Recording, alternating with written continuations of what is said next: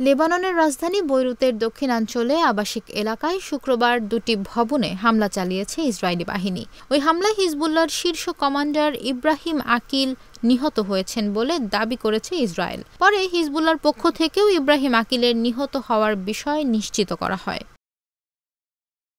এদিকে কাতার ভিত্তিক সংবাদ মাধ্যম আল জাজিরা জানিয়েছে, হিজবুল্লাহর এই শীর্ষ কমান্ডার ইব্রাহিম আকিলের মাথার জন্য ৭০ লাখ মার্কিন ডলার পুরস্কার ঘোষণা করেছিল যুক্তরাষ্ট্রের পররাষ্ট্র মন্ত্রণালয়। ইব্রাহিম আকিল হিজবুল্লাহর রাদওয়ান বাহিনীর জ্যেষ্ঠ নেতা ছিলেন। ইসরায়েলের সঙ্গে লেবানন সীমান্তে হিজবুল্লাহর যে লড়াই চলছে তাতে সম্মুখ সারিতে রয়েছে রাদওয়ান বাহিনী। আল জাজিরা বলছে, ইসরায়েলি বাহিনীর হামলার সময় হিজবুল্লাহ ও ফিলিস্তিনের নাম না জানা একটি সশস্ত্র গোষ্ঠীর প্রতিনিধিদের সঙ্গে বৈঠকে ছিলেন ইব্রাহিম আকিল। এর আগে গত মঙ্গলবার পেজার বিস্ফোরণে আহত হয়ে হাসপাতালে ভর্তি হয়েছিলেন ইব্রাহিম। ইসরায়েলি সংবাদ মাধ্যম হারেজ জানিয়েছে, শনিবার সকালে হাসপাতাল থেকে ছাড়া পেয়েছেন ইব্রাহিম। এরপর তিনি বৈঠকে যোগ দেন বলে ধারণা করা হচ্ছে।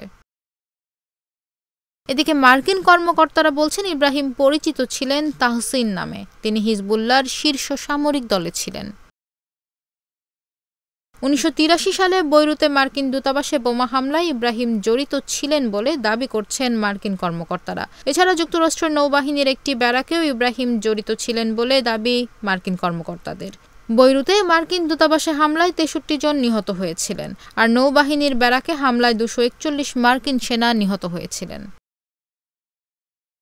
পরে ওই দুই হামলার দায় স্বীকার করেছিল ইসলামিক জিহাদ অর্গানাইজেশন নামের একটি সশস্ত্র গোষ্ঠী। এটি হিজবুল্লাহর একটি শাখা গোষ্ঠী এবং এই গোষ্ঠীর সক্রিয় সদস্য ছিলেন ইব্রাহিম।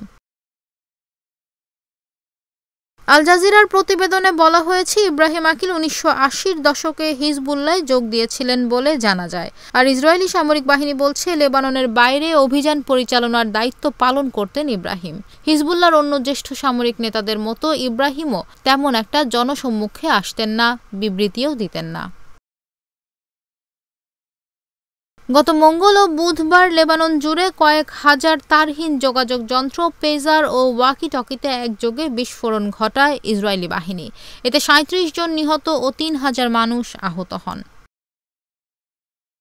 এরপর গত শুক্রবার আবারও দুটি ভবনে হামলা চালায় ইসরায়েলি বাহিনী। ওই হামলায় ইব্রাহিম আকিল সহ কমপক্ষে ১৪ জন নিহত এবং ৬৬ জন আহত হয়েছেন।